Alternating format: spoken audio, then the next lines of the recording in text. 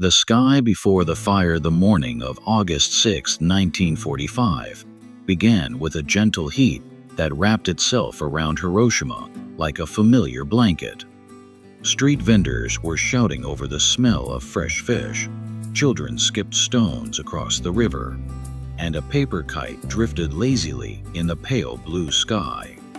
The war had stolen much from this city, but the hum of everyday life still clung stubbornly to its streets.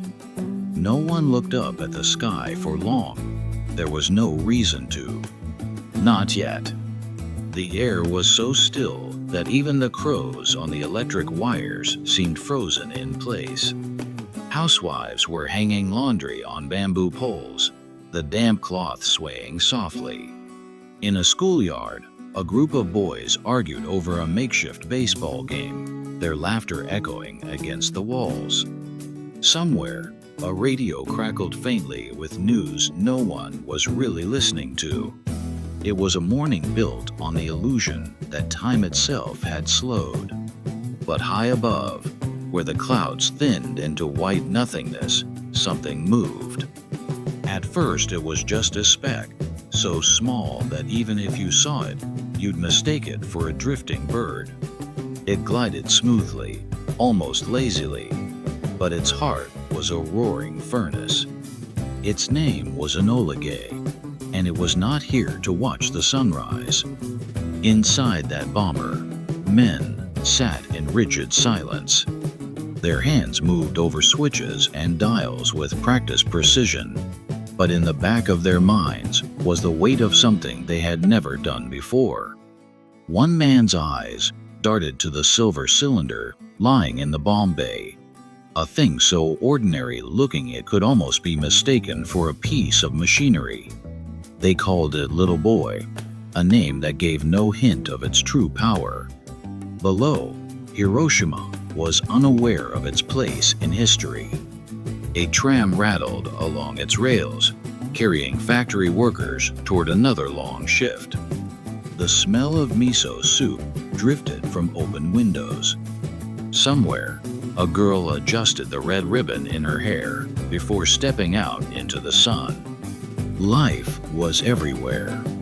It pulsed through the streets like blood through veins, unaware of the knife waiting to cut. The bomber's shadow crossed over islands and rivers, slipping silently toward its target. The crew's radios hissed and clicked with final instructions. A gloved hand adjusted the bomb's arming switch. In that moment, the distance between life and death was not measured in miles, but in minutes. In the city, a man cycling across the bridge paused to light a cigarette. The flame flickered once, twice, before catching. He exhaled slowly, unaware that somewhere above him, another kind of fire had already been lit, one that no human hand could ever put out. The clock on the wall of Hiroshima's train station struck 8:15. It was a sound no one noticed, just another small chime in another ordinary morning. But in the belly of the Enola Gay, a bomb release mechanism clicked into place. And in that click, the world tilted forever toward the unimaginable. Little Boy Falls, the bomb bay doors yawned open with a low, mechanical growl, letting in a rush of cold, thin air. From this height, the city below looked almost like a delicate toy, a patchwork of rooftops, winding rivers, and narrow streets glinting in the morning light. To the men on board, it seemed impossibly peaceful for a target.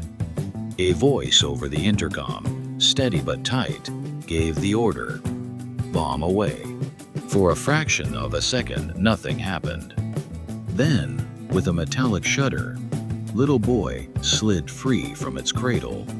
Its smooth steel body caught the sunlight as it fell, tumbling once before settling into a nose-first dive. Gravity took hold. It dropped faster and faster, cutting through the air with no sound the people below could hear, yet. From inside the Enola Gay, The crew craned their necks to watch. None of them spoke. They knew what they had just set in motion could not be stopped. A few glanced at their watches, knowing exactly how long the fall would take. 43 seconds from release to detonation. 43 seconds in which Hiroshima still breathed, still laughed, still believed the day was just another day. On the ground, a school teacher stood by an open window, chalk in hand, explaining a math problem to her students. The sunlight caught on her glasses. Outside, a delivery man pedaled furiously down the street, balancing two heavy baskets. No one noticed the dark speck growing larger in the sky. It was too small, too far away, and their eyes were busy with the rhythms of life. The bomb's fins kept it steady as it plummeted. Inside its shell, uranium slugs waited in perfect, lethal silence. Every passing second pulled those pieces closer to the moment they would be slammed together by an explosive charge, setting off a chain reaction so fast it would rip apart atoms themselves. Nature had never done this on Earth before. Now, it would. The pilot banked the Enola Gay away, steering the bomber in a wide arc to escape the blast zone. The crew knew they had less than a minute to put distance between themselves and something the world had never seen. Even at full throttle, it was a race they weren't certain they would win. 30 seconds. The bomb passed through wisps of cloud, emerging into full view of the city below. From the AIOI bridge, a man shaded his eyes and looked up, confused. Was it a supply canister? A fuel tank? He thought about pointing it out to a friend, but didn't bother. The thing was falling too quickly to matter to him. 10 seconds. The bomb's internal mechanisms clicked and shifted, a deadly clock reaching its final tick. Inside, the firing mechanism armed itself, ready to unleash the most violent burst of energy humans had ever summoned. The rooftops rushed closer. The rivers glinted brighter. And then, at exactly 1,900 feet above the city, Little Boy woke. The flash at exactly 1,900 feet above Hiroshima, the bomb's firing mechanism slammed uranium into uranium, and in less than a millionth of a second, atoms split apart in a frenzy. What followed was not just light, it was the birth of a new sun. A blinding, white-blue flare swallowed the city, so bright it burned its shape into the retinas of those who saw it. It was brighter than lightning, brighter than the noon sun, brighter than anything human eyes had ever witnessed. People standing outdoors vanished in the glare. Their shadows burned into walls, steps, and pavements. For an instant, the world was nothing but light, so intense it erased all colors, leaving only a white emptiness that seared flesh and blinded eyes. In that split moment, the boundaries between life and death blurred into one endless flash. Then came the heat. It rolled outward faster than thought, a wave so fierce it boiled the moisture in human skin, igniting clothes, wood, and paper in the blink of an eye. Roof tiles melted. Glass exploded into glittering shards that scythed through the air. Within a half-mile radius, everything living was incinerated before they could draw a final breath. The air itself seemed to scream. A shockwave ripped outward, crushing houses into splinters, toppling brick walls, and flinging people through the air like rag dolls. In the blast's heart, the pressure was so great that it forced the breath from lungs and the blood from bodies. In the schoolroom, the teacher who had been holding the chalk never had time to turn toward the window. The blast tore the walls apart, scattering desks and children in all directions. In the streets, the delivery man and his bicycle were simply gone, replaced by twisted metal and scorched stone. The city's familiar shapes, bridges, temples, homes, were folding in on themselves like paper in a fire. The river boiled along its edges. Birds fell from the sky in mid-flight. Those who survived the first wave found their skin hanging in ribbons, their hair gone, their eyes blinded.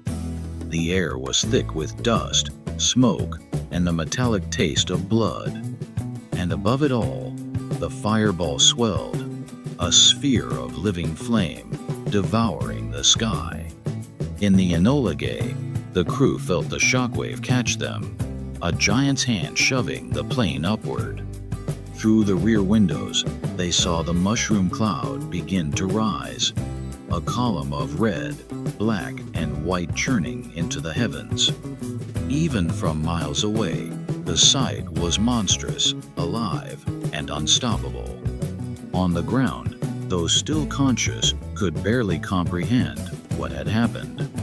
One moment, they had been in a city. The next, they were standing in a wasteland. The sun still shone in the sky, but it felt cold compared to the blinding light that had just torn their world apart. And somewhere, in the silence after the screams, a single thought began to take shape. This was not the work of nature. This was the work of man. The day the sun fell, the light was gone, but the world it left behind was unrecognizable. Where Hiroshima had stood moments earlier, there was now a vast, burning plain, broken only by the skeletons of a few buildings. Smoke poured upward in twisting columns, carrying ash, dust, and the remains of everything that had existed here seconds ago. The air shimmered with heat, and every breath tasted like metal and ash. In the silence that followed, there was no bird song, no voices, only the faint crackle of fire. But then came the cries. Faint at first, scattered, then growing louder as survivors stumbled from the ruins. They were covered in burns, their clothes hanging in charred strips, skin peeling away in sheets. Some wandered in shock, their arms held out stiffly before them, as if afraid to touch their own bodies. On the riverbanks, dozens had thrown themselves into the water, desperate to escape the fire. Many could no longer climb back out. The water's surface boiled near the edges, leaving steam to drift in slow, ghostly shapes.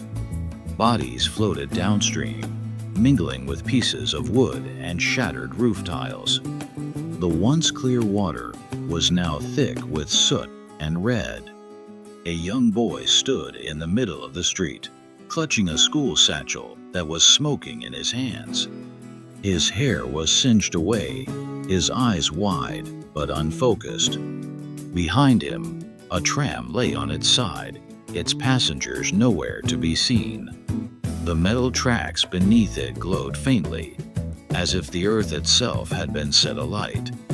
At what had been a busy intersection, a woman crawled through the rubble, calling a name over and over, her voice hoarse, almost gone. The sound cut through the air like a blade, but no answer came. She kept moving, hands torn and bleeding, her eyes fixed on a spot in the distance where her home had once been. Some tried to help the injured, but there was no direction, no aid, no plan. Those with burns tried to wave down others for help, only to be met with blank stares, not from cruelty, but from the fact that everyone was wounded, everyone was in need. The streets were littered with shoes, lunchboxes, pieces of fabric, and the strange, haunting shadows of people who were no longer there. In the distance, the firestorm grew, sucking in the wind, bending trees toward its heart. Flames leapt from building to building, and the heat made the air shimmer like a mirage. The sound of collapsing structures echoed through the ruins, each one marking another piece of the city's death. And above it all, the mushroom cloud rose higher and higher, a towering reminder that the world had crossed a line it could never step back from. Survivors gazed at it in silence, as if staring at the face of a god they did not recognize, a god made by human hands, who had brought them nothing but light, heat, and death. The decision months before the sky over Hiroshima turned white, the decision had already begun to take shape in guarded rooms far from the front lines. Washington, D.C. was hot that summer, a heavy, humid heat that clung to the corridors of power. Inside the War Department, men in uniform bent over maps of the Pacific, pushing pins into islands while cigarettes burned down in their hands. Each red pin marked another battle, another price paid in blood. At the head of the table sat President Harry S. Truman, his glasses catching the light, his jaw set tight. The war in Europe had ended, but Japan had not surrendered. Intelligence reports warned that a full invasion of the Japanese mainland could cost hundreds of thousands of American lives, perhaps even more Japanese. Every option on the table was ugly. The one they were about to discuss was uglier still. General Leslie Groves entered the room, carrying a small leather folder. He didn't sit down. Instead, he opened the folder and laid out photographs, grainy black and white images of a weapon no one had ever used in war. He called it an atomic bomb, though the name did nothing to capture the force it could unleash. The scientists, he said, were certain it would work. Certain, but not entirely sure what it would do. Truman listened in silence as Groves and Secretary of War Henry Stimson spoke of a demonstration over an uninhabited area. But the military feared Japan would ignore such a display. They wanted a target that mattered, a city that would send a message impossible to misunderstand. Hiroshima's name was mentioned. It was a military hub, they argued, a legitimate target. But that wasn't the whole truth, and everyone in the room knew it. The arguments rolled on for hours.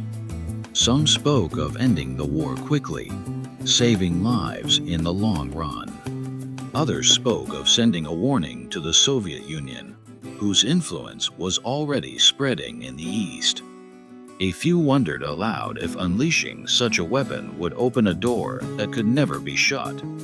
No one had an answer that made the air feel any lighter. In the end, the decision wasn't written in a moment of drama, but in the slow, deliberate ticking of the clock. The bomb would be used. There would be no public warning to the Japanese people, no demonstration over empty waters. The strike would be sudden, devastating, and final. Hiroshima rose to the top of the target list, followed by Kokura, Nagasaki, and Niigata. Truman signed off with a brief nod, as if agreeing to an ordinary order. But as the meeting broke up, Stimson lingered, looking out the tall windows at the White House lawn. He had seen war before, but never anything like this. He wondered if the men who followed them, decades from now, would see this decision as salvation, or as the first step into an age of fear. Outside, the cicadas droned in the thick summer air. Somewhere far across the Pacific, Hiroshima went about its business, unaware that it had been chosen. The city's name was now written in a folder in a locked drawer in the heart of Washington. And in the deserts of New Mexico, the scientists were already preparing to prove that the impossible was possible. 3 days later, Nagasaki, the world barely had time to register what happened in Hiroshima before the next mission was set in motion. It was August 9, 1945, and the crews were already preparing another B-29 for takeoff. The hangar smelled of oil, fuel, and the faint tang of hot metal. This plane was called Bockscar, and in its bomb bay waited a weapon heavier, more complex, and even more powerful than Little Boy. They called it Fat Man. The target was Kokura, a city bristling with military industry. But the weather was against them. By the time Bockscar approached, thick clouds had rolled in, smothering the city in shadow. The crew circled once, twice, straining for a visual lock. Fuel was burning fast. Every extra minute in the air meant less chance of making it home. On the ground in Kokura, the people heard the distant thrum of engines and looked skyward, seeing only gray. The sound faded, then returned, circling again. Some muttered that it might be another reconnaissance flight. No one guessed that the clouds had just spared their city from the next sunburst. The pilot had no choice. The mission couldn't be abandoned. The plane turned southwest toward the secondary target, Nagasaki. The crew checked the bomb systems again. Fat Man wasn't a simple drop. Its core was a carefully shaped sphere of plutonium, surrounded by high explosives designed to crush it inward until the atoms collapsed into one another. It was a machine that demanded perfection. Nagasaki was a city of hills and harbors, its neighborhoods clinging to the slopes like beads on a string. Factories churned out steel and ships for the war, but much of the city was homes, markets, and narrow streets buzzing with morning life. Few here knew what had happened in Hiroshima just 3 days earlier, and fewer still believed it could happen again. The bomber found a break in the clouds just wide enough to take aim. At 11:02 a.m., Fat Man dropped away, tumbling into the warm August air. Below, workers at the Mitsubishi shipyards looked up, pointing toward the falling shape. Some thought it was a supply canister. Others had no time to think at all. When Fat Man detonated, the hills of Nagasaki amplified the destruction. The blast was smaller in yield than Hiroshima's, but its firestorm tore through the valleys, shredding wood and steel alike. The explosion flattened entire districts, leaving only the skeletal frames of a few reinforced buildings. The harbor boiled, ships thrown against their moorings like toys. Those who survived the initial blast staggered into the streets, dazed and bleeding. Many had been shielded by the hills, but the shock still broke windows miles away.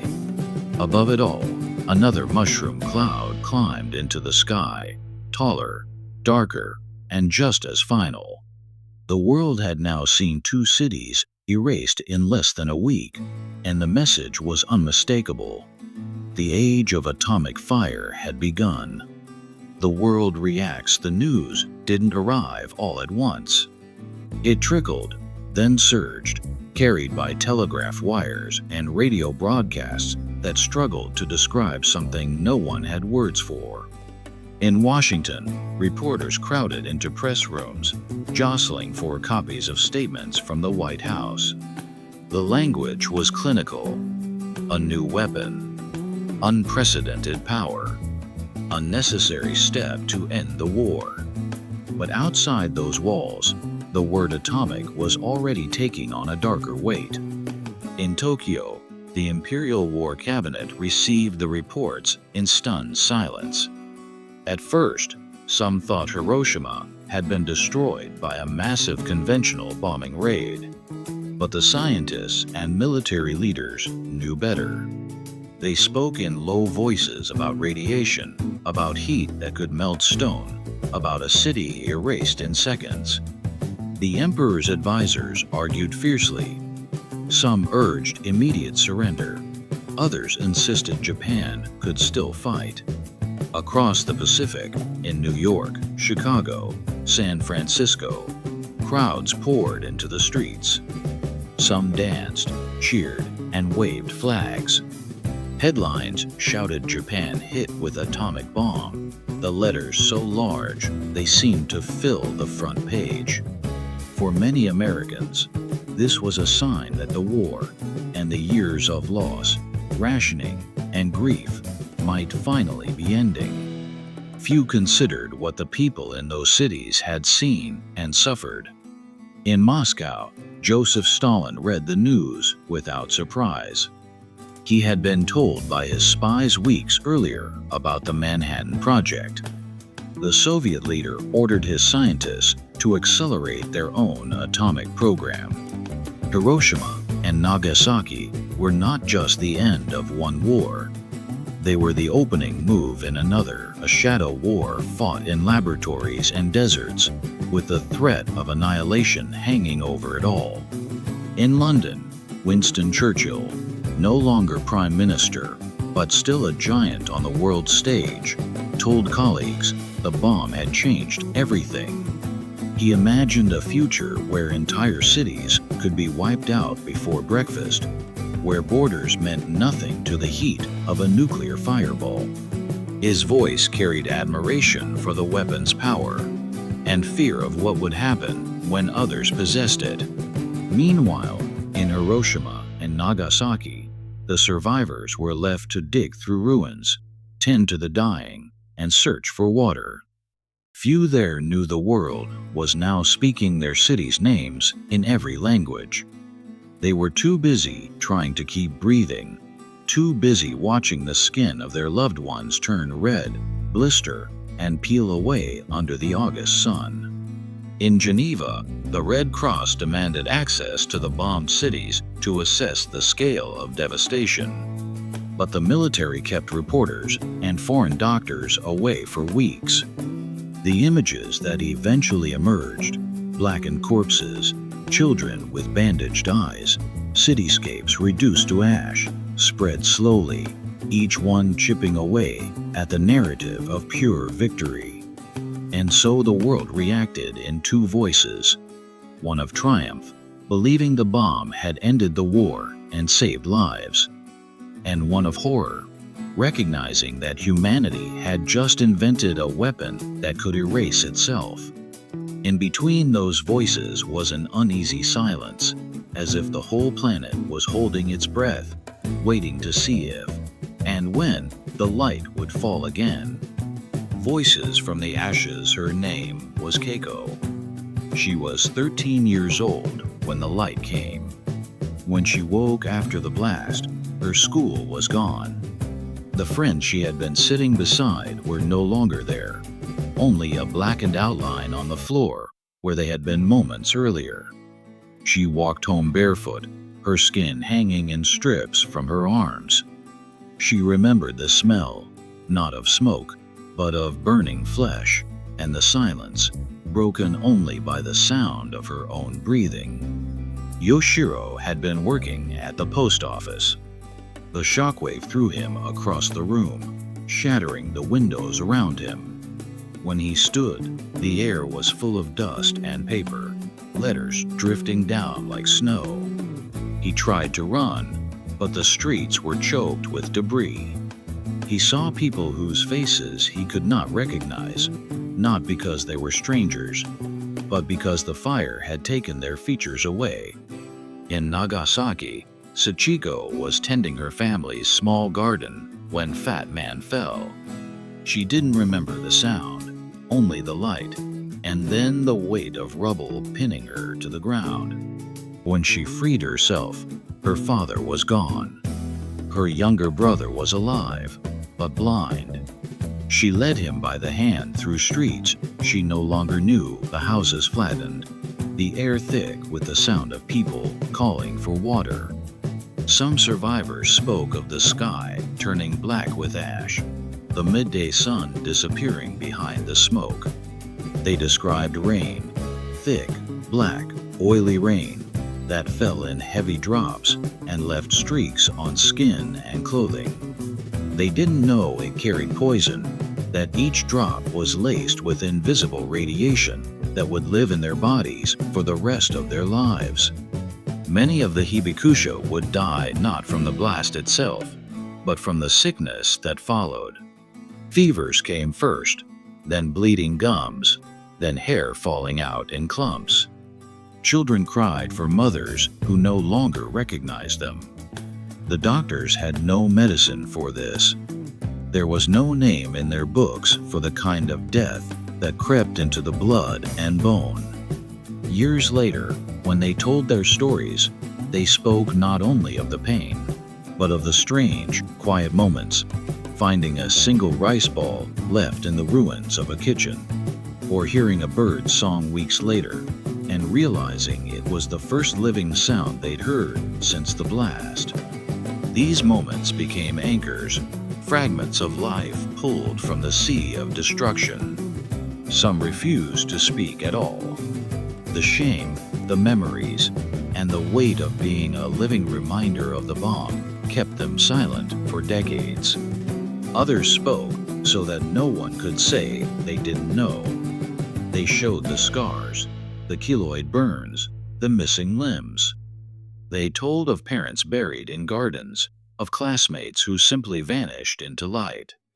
And as the years passed, their voices became warnings.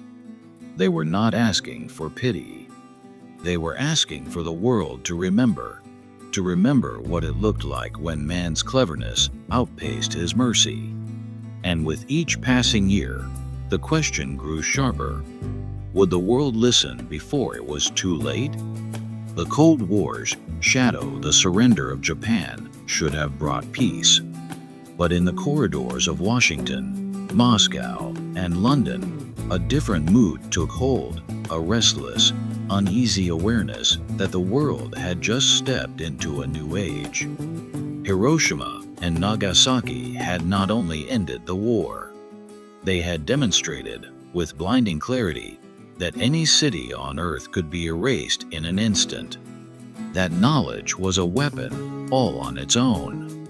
In the months after the bombings, the United States was the only nation with nuclear weapons. But that monopoly was an illusion built on time that others would not waste. In secret Soviet laboratories, scientists studied stolen blueprints and whispered reports from spies inside the Manhattan Project. Stalin's orders were clear: build an atomic bomb and build it fast. The world's alliances shifted almost overnight. America and the Soviet Union had been allies against Hitler, but the smoke over Japan seemed to draw a hard, invisible line between them. Publicly, leaders spoke of rebuilding and peace. Privately, they drew up plans for how to survive or win the next war. This was no longer about territory or troops.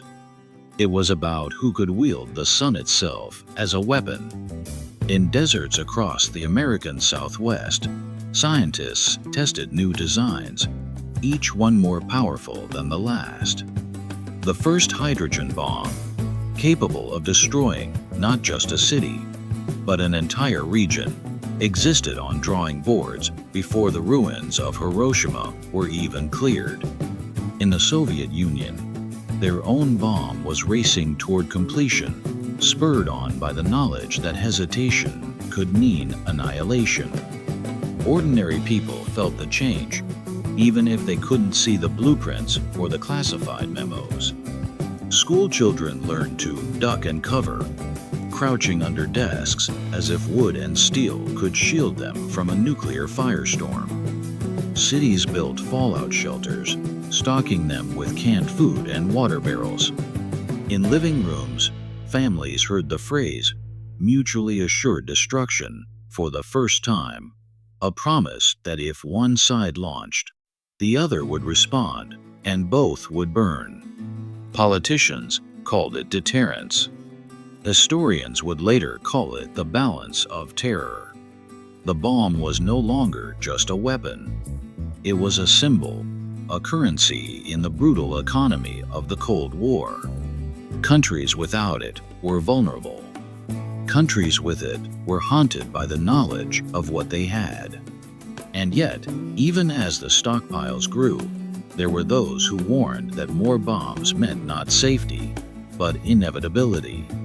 Scientists who had helped build the first bomb, Oppenheimer among them, began to speak out, saying the world could not survive an endless race. Their words were met with suspicion, even accusations of treason. Fear had become a kind of fuel, and no one in power wanted to run out. So the shadow lengthened. From Washington to Moscow, from London to Beijing, every sunrise carried the unspoken thought. Somewhere, someone was holding a key to the end of the world. And though the mushroom clouds over Japan had faded into history, their shapes still loomed in the minds of all who understood what they meant. 80 years later, 80 summers have passed since the mornings when the sky turned to fire. The ruins are gone now, replaced by streets, schools, and quiet parks. Hiroshima's Peace Memorial Park sits at the heart of the rebuilt city, its paths lined with trees that cast long shadows in the August sun. Tourists walk past the A-bomb dome, the skeletal remains of a building that withstood the blast, its shattered frame frozen in mid-collapse, a scar the city chose to keep.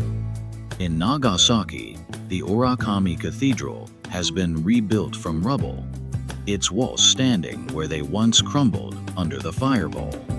The streets are busy again, but for those who know where to look, the past is still here, etched into memorial stones, whispered in the names carved into walls, spoken each year when the bells toll at 11:02 a.m. The hibakusho are fewer now. Many are in their 80s or 90s, their voices weaker, but no less urgent. At memorial ceremonies, they speak to crowds of school children and foreign leaders. They tell the same stories they have told for decades, of light, of heat, of the silence that followed, hoping that each telling plants a seed against forgetting. Some bring with them artifacts. A lunchbox found beside a schoolchild who never came home, a charred tricycle, a fragment of clothing. These objects are small, almost ordinary, until you know what they survived. Then they become unbearable to hold.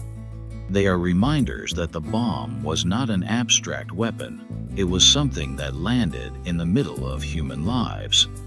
World leaders visit the memorials, laying wreaths, bowing their heads, promising that such destruction will never happen again.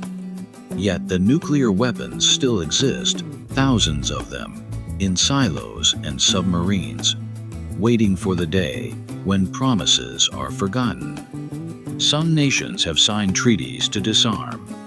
Others build new bombs in secret. The shadow of the mushroom cloud still stretches across the globe. Every August, in Hiroshima and Nagasaki, paper lanterns are set afloat on the rivers, each carrying a small flame. They drift silently under the night sky, their light reflecting off the water. Each one carries a wish for peace, for remembrance, for a future where no child has to see the sky turn white. For many, the bombings are history, something learned in school or seen in black and white photographs. But for the survivors, the bomb is not the past. It is something they carry in their bodies, in scars that never fade, in illnesses that came years later. Their lives are a reminder that history's greatest tragedies do not end when the smoke clears. And so, 80 years later, the question remains, has the world truly learned? Or are we simply waiting, under quieter skies, for the next flash? The answer will not be found in the past. but in the choices we make before the sun falls again.